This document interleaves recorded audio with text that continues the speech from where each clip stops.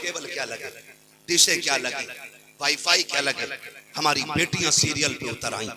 जो सीरियल की 2.5 घंटे वाली जिंदगी है वो रियल लाइफ में उतारी और झगड़े शानो शौकत समझे। बहन, जिंदगी ऐसे नहीं गुजरती जैसे तुम सीरियल में देखती हो, जिंदगी ऐसे गुजरती है जैसे मुस्तफा की जिंदगी की हिस्ट्री में नजर आया करती है। ऐसे जिंदगी गुजरती है। खुदारा अल्लाह से लंबी उम्र की भीख मांगो, दुआएं मांगो। मुश्किल होती है जिंदगी, माँ बाप के बगैर भी मुश्किल होती है, शोहर के बगैर भी जिंदगी मुश्किल होती है। अल्लाह सबके माँ बाप को सलामत रखे। ये हमारे साथ फारिगीन में मौजूद है, साथ फारिग हजरत अल्लाह मौलाना शफीक साहब किला। मैं हजरत से पूछ रहा था कि ये बच्चे पलते किधर है, कहने लगे खाना पीना सारे ही मदरसे में होता है। मैं उनको दुआ करता हूँ जो इन इदारों का ताउन करते, अल्लाह उनकी नस्लों को बेहिसाब रोजी अता कर, जिन्होंने तेरे कुरान वालों के खाने का इंतजाम कर रखा है। बड़ी बरकत है। और मैं अक्सर एक बात कहता हूँ, नौजवानों, हादसे, बलाएं, मुश्किलें ये ऐलान करके नहीं आती, अचानक आ जाया करती है। और जब तक हम दुआ कराने के लिए किसी की चौखट पे जाते हैं तब तक बेड़ा गर्क हो चुका होता है, तब तक हम फंस चुके होते हैं।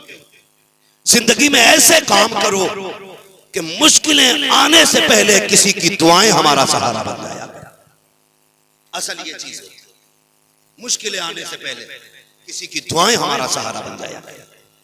दौलत, शोहरत, कई बार लोग कहते हैं यार भाई क्या मौज आ रही है, कितनी शोहरत पाई है यार, जिंदगी हो तो तेरे जैसी है। तो मैं एक बात अक्सर कहता हूँ, क्या जिंदगी है, क्या कामयाबी है, ये जुब्बा, ये कुब्बा, ये टोपी और ये शोहरत है, ये नाम कुछ भी नहीं।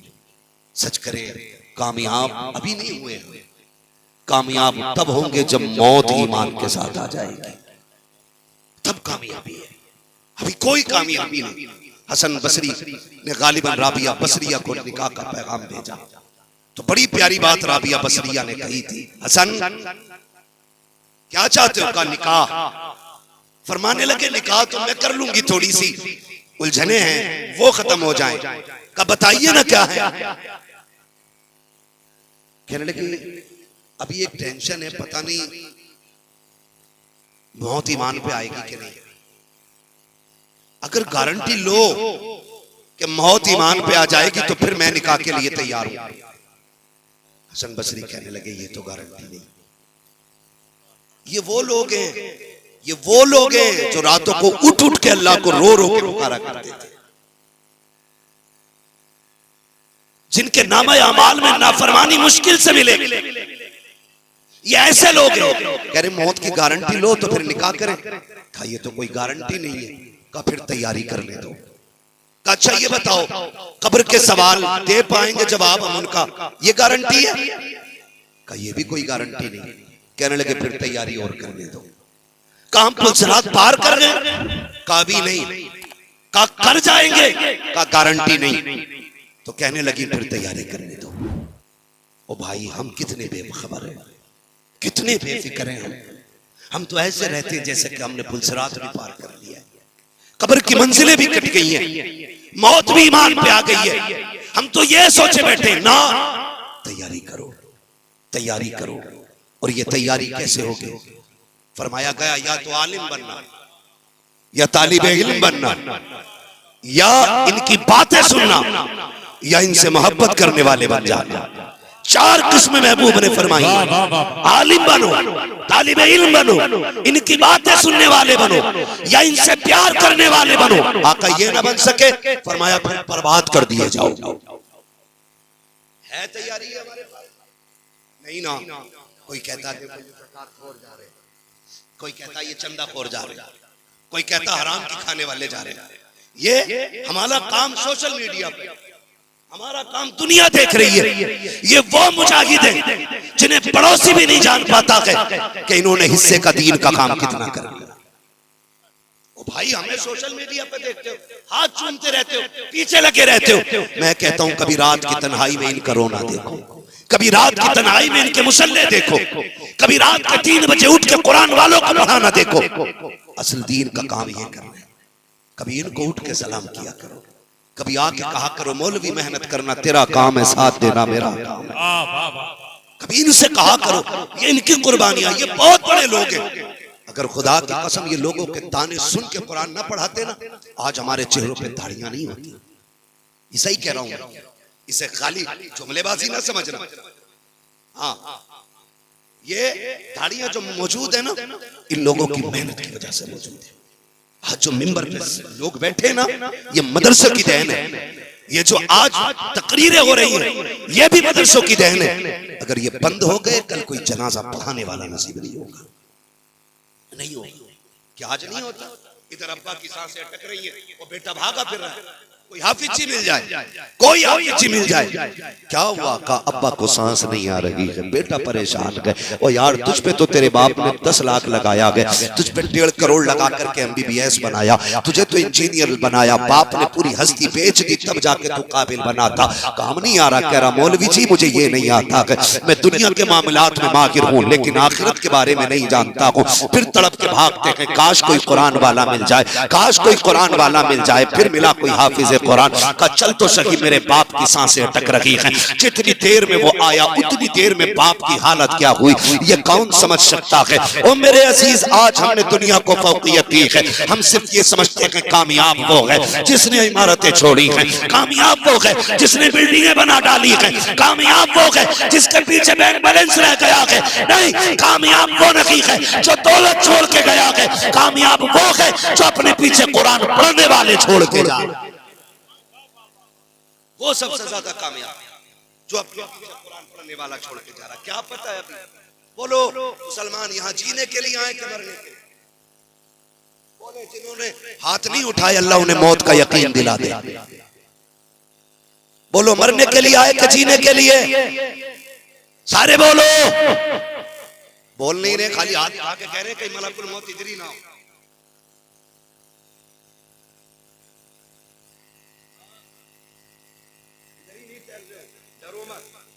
जब मौत आएगी कोई माई कलाल बचा नहीं पाएगा, और जब तक मौत नहीं है ना तब तक कोई माई कलाल गिरा नहीं पाएगा। मौलाए कायनात मौला अली रज़ी अल्लाह ताला अन्हु से कहा था, अली बड़े दुश्मन है तुम्हारे, एक दस्ता रख लो हिफाजत के लिए। हजरत अली ने कहा था क्यों? कहा कोई आप पे हमला करके शहीद न कर दे। आपने फरमाया था सुनो, मैं हुजूर की दरसगाह का पढ़ा हुआ हूँ, ईमान बड़ा पक्का है, मैं ईमान बड़ा पक्का है, मैंने हुजूर के कदमों में बैठ के तालीम हासिल की है, बचपन से लेके आज तक मेरी तरबियत नबी ने की है। कहा फिर अली का ईमान है, जब तक मौत नहीं आ रही ना तो मौत खुद अली की हिफाजत करती रहेगी, और जब वक्त आ जाएगा ना तो फिर 7 ताले भी अली की जिंदगी की हिफाजत नहीं कर पाएंगे। तो मौत जब आनी है तब आनी है, तो डरो मत के अभी पीछे खड़ी है। और ये भी मत भूलो कि मौत दूर है, मौत सर पे है और मौत बहुत दूर भी है। दोनों बातें याद रख, मौत बहुत करीब भी है और जब तक टाइम नहीं आया बहुत दूर भी। बताओ, मरने के लिए आए कि जीने के लिए? ये पीछे वाले कतई हाथ नहीं उठा रहे, अल्लाह इन्हें मलकुल मौत का जलवा दिखा दे। मौत नहीं मांगी, जलवा कभी भी आ सकते हैं ना, मुलाकात हो जाती है ना। मरने के लिए आए कि जीने के लिए? हाँ देखो, इतना डर है, अब सबके हाथ उठ गए। मरने के लिए हम आए। असल जिंदगी हमारी कब्र से शुरू होती है, ये हमारी असली जिंदगी नहीं। असल जिंदगी मरने के बाद है। वो कब्र की मंजिलें, वो अंधेरे कब्र के, वो तन्हाइयां 70 बार रोज कब्र कहती है आज याद रख तुझे मेरे अंदर आना है, मैं कीड़ों का घर हूं, मैं सांप का घर हूं, मैं अंधेरे का घर हूं। फरमाया गया कि जो रोज मौत को याद करेगा अल्लाह उसे मौत के वक्त शहादत का दर्जा अता फरमा देगा। मौत को याद करने की बरकत है। और किसी अरे यार छोड़ यार, जब देखो तब मरने की बातें करता रहता है, जब देखो तब मरने की ना याद किया करो। इसी वजह से हुक्म दिया गया कि कब्रिस्तान भी जाया करो, कब्रों को देखा करो। तैयारी है कोई हमारी? हम कितने होशियार लोग हैं। अरे पैसा है, मौलाना को फोन कर देंगे 10 कुरान पढ़वा दो, पढ़वा देंगे, क्योंकि मैंने 10,000 का चंदा दिया है। एक चीज ले ले, या तो सवाब ले ले या फिर बदले में कुरान ले ले।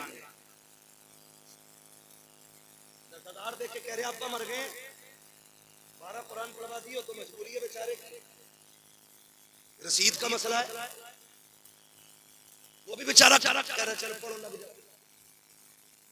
एक बात बता, तेरे अब्बा के मरने की वजह से कुरान खानी तो हो रही है, लेकिन इन 100 बच्चों के सबक का जो नुकसान हो रहा है, इसका जिम्मेदार कौन होगा? ये जो 100 रुपए दे के मौलवी को बुला लेते हो ना, हमारे उस्ताद फरमाया करते थे, अल्लामा आकिल साहब क़िबला मशबाई, अल्लामा अशफाक साहब क़िबला फरमाते थे, जब कभी समझाने के लिए खड़े होते थे, कहते थे दरसगाह न छोड़ना, एक दिन की छुट्टी से 40 दिन की बरकतें उठ जाया। ये अल्लामा आकिल साहब फरमाया करते थे, और मैं कसम खा के कह सकता हूं, मैंने एहतादिया से लेके फजीलत तक और तखस्सुस साले अव्वल से साले दौम तक मैंने सारी किताबें मुकम्मल पढ़ी, लेकिन कसम खा के कह रहा हूं, जिन किताबों में दरसगाह में जितने दिन हाजिर नहीं हुआ ना, आज तक वो सबक पढ़े हुए भी अनपढ़े नजर आया। ये सही बता रहा हूं, अब कोई कितने भी काबिल बने, ये दरसगाह अल्लाह ने रखी है, जिनमें छुट्टी लग गई घर आगे 4 दिन नहीं गए, उस्ताद ने सबक पढ़ाना शुरू कर दिया। जो 4 सबक छूट गए ना, चाहे वो किसी भी किताब के हों, मैं तो पहली फारसी से लेकर के ना काफिया जामी तक बात करूं, तो भाई मैं कहता हूं कि बिना सख्त मुताले के वो सबक नहीं पढ़ाए जा सकते। कि खुदा की कसम, जिन सबकों को हमने उस्ताद की दरसगाह के बगैर पढ़ा, लेकिन कह रहे अब्बा मर गए, जरा बच्चे भेज दियो। कई जगह तो 3-3 दिन अब्बा कब्रिस्तान में बैठा लेते, यार अब्बा तुम्हारा मरा है, इनकी क्या तकलीफ क्यों दे रहे हो, इनकी क्या गलती है जो 3 दिन इन्हें बैठा के रखा है? थोड़ा सा बदले। और एक बात और भी है, ये बात भी मैं खुल के कह रहा हूं, जो है सारे लोगों की 15 मिनट रह गए, जरा कह दें या रसूल अल्लाह। थके तो नहीं है ना अभी आप लोग? अल्लाह सबको फातेह बिलग्राम का सदका अता फरमाए, ख्वाजा कुतुबुद्दीन बख्तियार काकी का अल्लाह सदका अता करे, अल्लाह आपको फरीद और अल्लाह आपको गरीब नवाज का सदका अता करे, इन तमाम बुजुर्गों का सदका अता फरमाए। मैं क्या बात अर्ज कर रहा था आपसे अभी, क्या कहा आपसे? कब्रिस्तान याद है? अल्लाह करे हमें सबको मौत आए, और ऐसी मौत आए कि नजरों में मुस्तफा का जलवा मौजूद हो। तो आमीन कह दो यार, आधी दुआ पे कतई डर गए थे।